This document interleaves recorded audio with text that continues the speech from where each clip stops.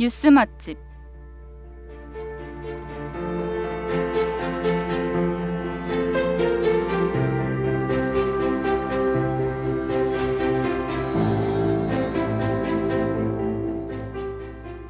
여러분은 세상이 어떻게 돌아가고 있는지, 어떤 일이 일어났는지 얼마나 알고 있으신가요? 바쁘다는 이유로, 주변 사람들에게서 들을 수 있다는 이유로 뉴스를 확인하지 않은 적 있지 않으신가요? 만약 확인하고 계시다면 영상이나 기사로 보았던 내용을 소리로만 듣는 것도 색다를 거예요. 저희가 모아온 맛있는 뉴스를 알려드릴게요. 안녕하세요. 뉴스 맛집의 아나운서 장현서입니다.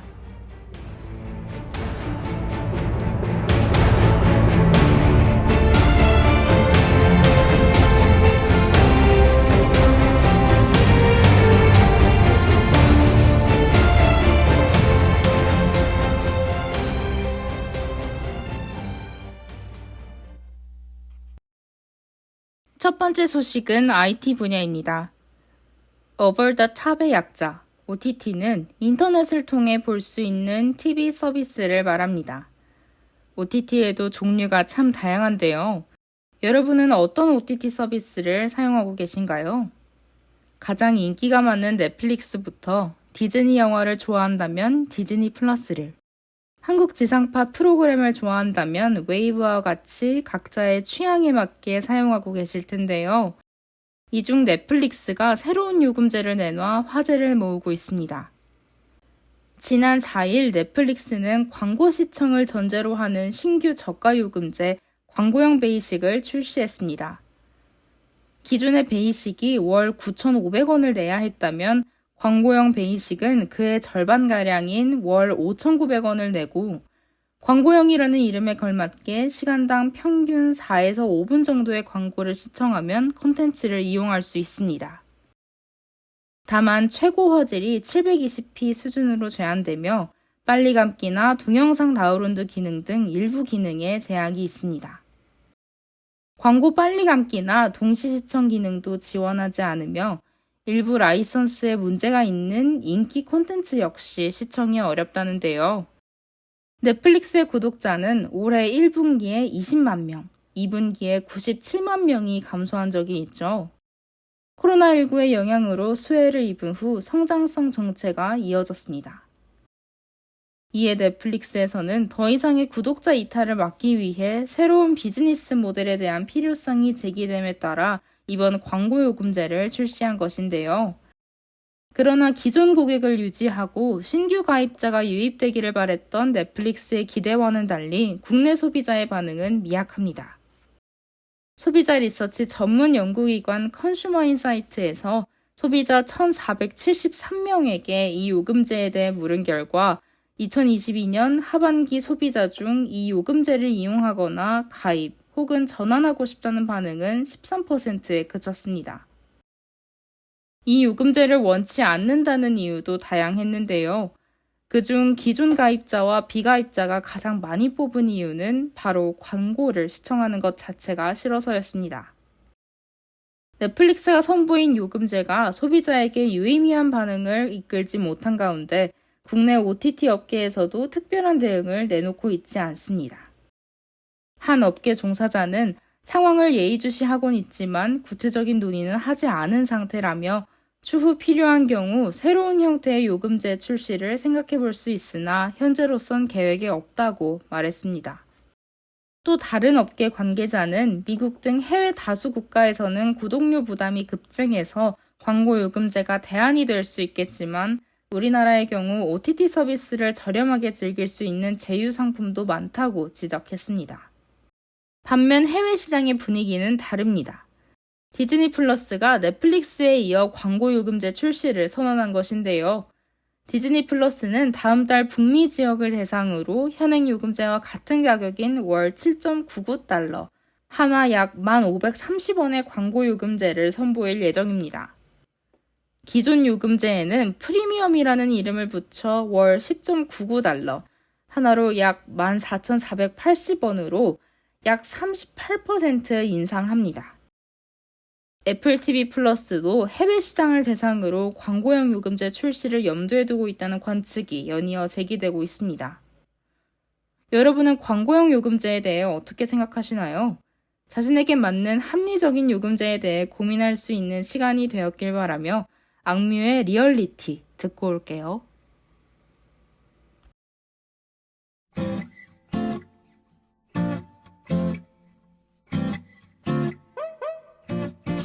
Bratitude, Bratitude, bratitude, bratitude, bratitude. bratitude. 지갑 하나 택시 타고 가도 돼.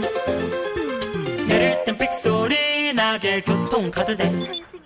기사 아저씨의 목소리는 안 따뜻해도 히터 틀어주면 따뜻해. 내부가 따뜻해.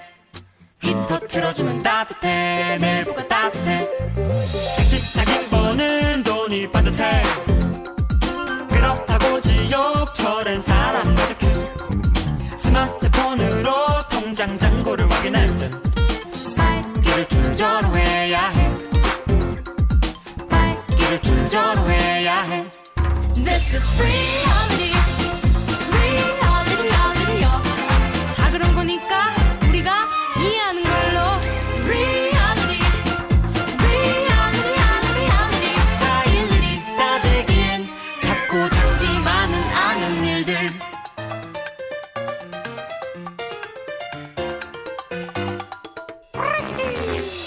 입술이 달콤하다 누가 그래. 뽀뽀하기 전에 누구가 그래. 초콜릿보다 민트 향이 좋을 거야 아무래도. 초콜릿은 잠시뿐 이후에는 후회해. 초콜릿은 잠시뿐 이후에는 후회해. 아 이랬던 거야. 모두 침묵하고 있었던 거야. 아 이랬던 거였어. 이런 것 때문에 다들 맘 시렸던 거야. This is reality, reality, reality요. 다 그런 거니까 우리가 이해하는 걸로. Reality, reality, reality. 다 일일이 따지기엔 Everyone get out real world. 악뮤 페스티벌. 영화는 왜 꽉꽉꽉꽉. 현실은 꽉꽉꽉꽉. 누구들은 부담을 줄 때때 현실은 꽉꽉꽉. 영화는 왜 꽉꽉꽉꽉. 현실은 꽉꽉꽉꽉. 거기서 난좀 꽉꽉꽉. 현실은 꽉꽉. This is reality, reality, reality야. 다 그런 거니까 우리가 이해하는 걸로. Reality, reality, reality. 다 일일이 따지기엔 현실은 꽉꽉꽉.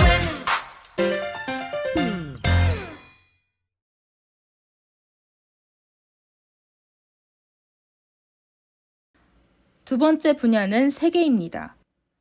세상에는 세계의 인구와 관련된 문구가 많이 있습니다. 흔히 아는 숫자송에서 6에 대한 가사로 60억 지구에서 널 만난 건 럭키야가 있었고, 몇 년 후에는 지구촌 70억 명 시대라는 말이 새롭게 부상했죠. 이제 이 말을 70억 명이 아닌 80억 명으로 고쳐야 할 때가 되었는데요. 전 세계 인구가 바로 80억 명이 되었기 때문입니다. 이는 전 세계 인구가 70억 명을 돌파한 지 11년 만이라고 해요. 현지 시간으로 15일, 안토니오 구테르스 유엔 사무총장은 성명을 통해 이정표가 세워졌다. 지구에 대한 인류 공동의 책임을 고려하면서 다양성과 발전을 축하하기 위한 기회라고 밝혔습니다.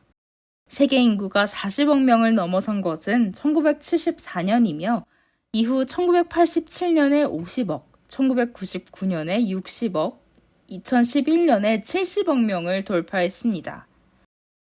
이어 유엔은 세계 인구가 90억 명이 되는 것을 15년 후인 2037년으로 예측하며 세계 인구의 전반적인 성장률이 둔화되고 있다는 신호라고 밝혔습니다. 지난 7월 11일 세계 인구의 날을 맞아 유엔이 발표한 보고서에 따르면 인구 증가율은 1960년대 초에 정점을 찍고 2020년에 1% 미만으로 떨어지는 등 급격히 둔화했습니다. 유엔은 기대 수명과 가입 연령 인구의 증가로 세계 인구가 2050년에 97억 명으로 늘어나며 2080년에는 104억 명으로 정점을 찍고 2100년까지 유지할 것으로 예상했습니다. 지역별 인구를 살펴보면 올해 기준 동아시아와 동남아시아 인구가 23억 명으로 세계 인구의 29%를 차지했고 중앙아시아와 남아시아는 21억 명으로 26%입니다. 국가별로 살펴보면 중국과 인도가 각각 14억 명으로 가장 많은 인구를 보유한 것으로 집계되었는데요. 인도는 다음에 중국을 추월하고 세계 최대 인구 국가로 올라설 것으로 예측됩니다. 인구의 증가는 사하라 이남 아프리카 국가에서도 두드러지게 나타났는데요. 유엔은 인구 증가분은 시간이 갈수록 1인당 소득이 낮은 국가에 집중되고 있다고 설명했습니다. 점점 많아지는 인구만큼 앞으로 어떤 인연을 만나게 될지 모른다는 생각이 드는데요. 여러분에게 다양하고 좋은 인연이 찾아오길 바라며 안예은의 홍연 들려드릴게요.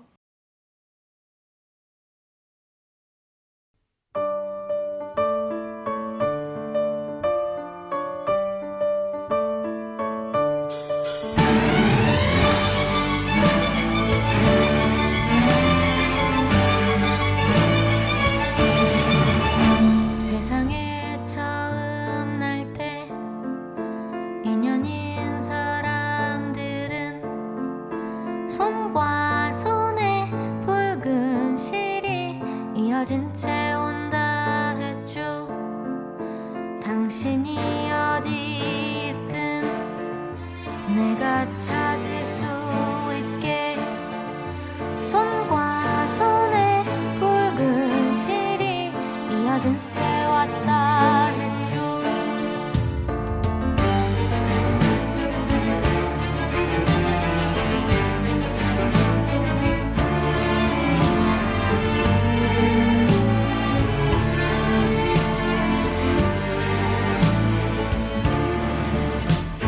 눈물 진 나의 뺨을 쓰다마주면서도 다른 손은 칼을 거두지 않네. 또다시 사라져 산산이 부서지는 눈부신 우리의 날들이 다시는 오지 못할 어둠으로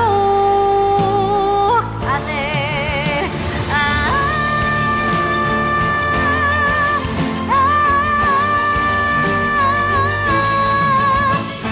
고운 그대 얼굴에 피를 닦아주고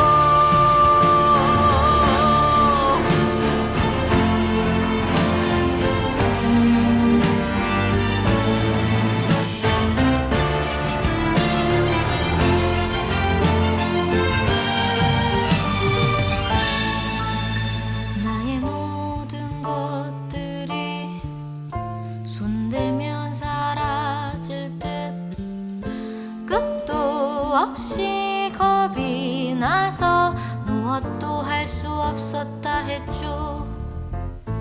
아픈 내 목소리에 입 맞춰주면서도 시선 끝엔 내가 있지를 않네. 또다시 사라져 아득히 멀어지는 찬란한 우리의 날들이 다시는 오지 못할 어둠으로 가네.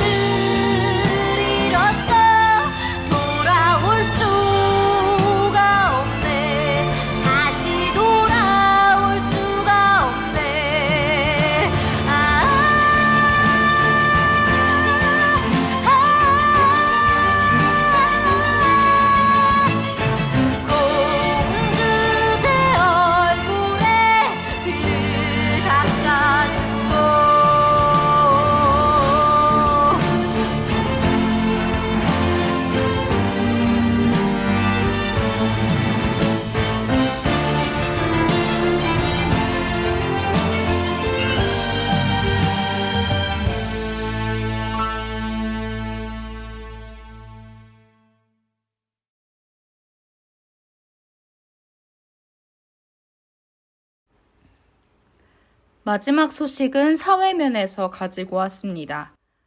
서울시청에서 각종 행정문서를 엘리베이터를 타고 배달하는 로봇 공무원이 활동을 시작했습니다.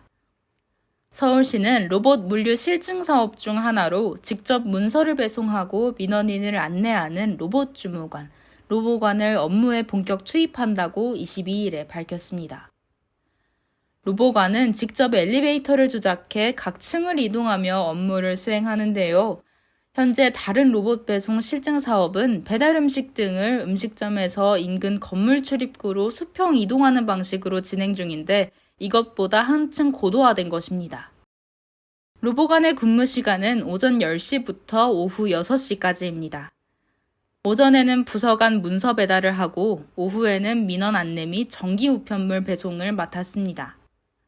문서를 배달하는 방법은 직원이 전용 어플로 로보관을 호출하면 로보관은 1층 대기 장소에서 출발해 보안시설인 스피드 게이트를 거쳐 전용 엘리베이터를 타고 호출 부서로 이동하는데요. 이후에 직원이 로보관 본체 서랍에 문서나 서류를 넣고 배송 부서를 지정하면 로보관이 스스로 배송 부서로 이동합니다. 오후 1~2시에는 시청을 방문한 민원인과 동행해 가고자 하는 부서까지 길 안내를 해줍니다. 오후 2시부터는 문서실에 도착하는 각종 정기 우편물을 각 부서로 배송까지 한다고 합니다. 서울시는 먼저 올해 말까지 1차 실증을 진행하면서 안전 문제나 돌발 상황의 발생 등을 점검할 계획인데요. 실증 기간에는 안내요원이 상시로 동행해 로보관을 지켜봅니다. 백호 서울시 도시교통실장은 공공 분야에서 로봇 기술은 시설 안전 및 청사보안 등을 위한 각종 규제 때문에 민간 분야에 비해 활용도가 낮은 것이 현실이라며 충분한 준비 과정을 거쳐 도입한 로보관을 통해 물류 로봇 활용 가능성을 검증하고 개선점들을 찾아가겠다고 밝혔습니다. 직접 엘리베이터를 타고 서류를 배달하는 로봇이라니 기술의 발전에는 끝이 없다는 생각이 드는데요. 서울시의 로봇 물류 실증 사업이 성공적으로 마무리되길 바라며 가오의 시작 들려드릴게요.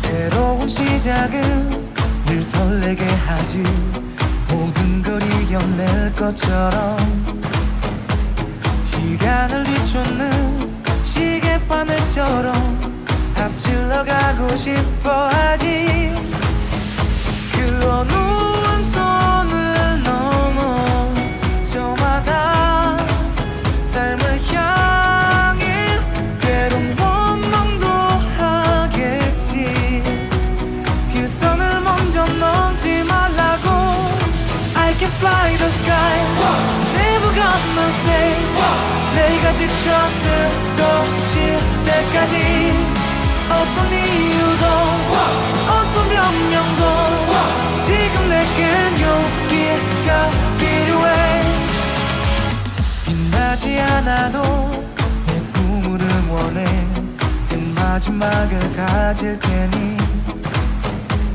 부러진 것처럼 한 발로 뛰어도 난 나의 길을 갈 테니까 지금 나를 위한 약속 멈추지 않겠다고 또 하나를 앞지르면 곧 너의 뒤를 따라잡겠지 원하는 대로 다가질 거야 그게 바로 내 꿈일 테니까 변한 건 없어 버티고 버텨 내 꿈은 더 단단해질 테니 다시 시작해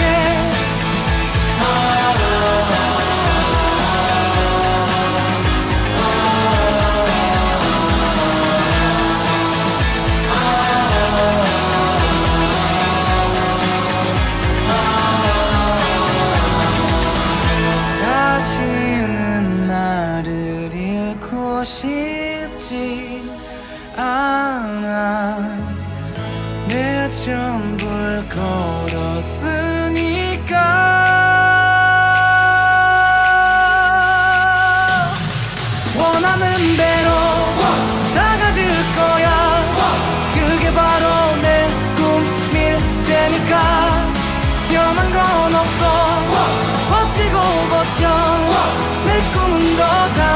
익숙함해질 테니 다시 시작해.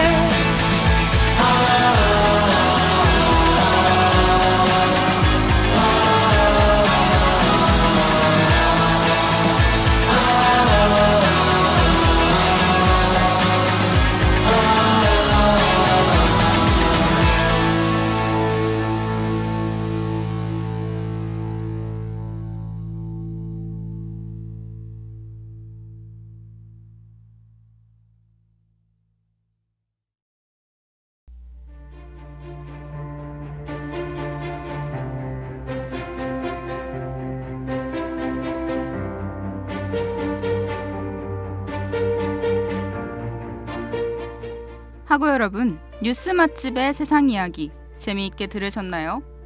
밥을 먹으러 가는 길, 수업을 들으러 가는 길 등 여러분이 가는 길에 들린 오늘의 뉴스 맛집을 통해 세상을 알아가고 있다는 느낌을 받았길 바랍니다. 그럼 다음 이 시간에 더욱 맛있는 뉴스로 찾아올게요. 지금까지 청취해주신 학우 여러분, 감사합니다.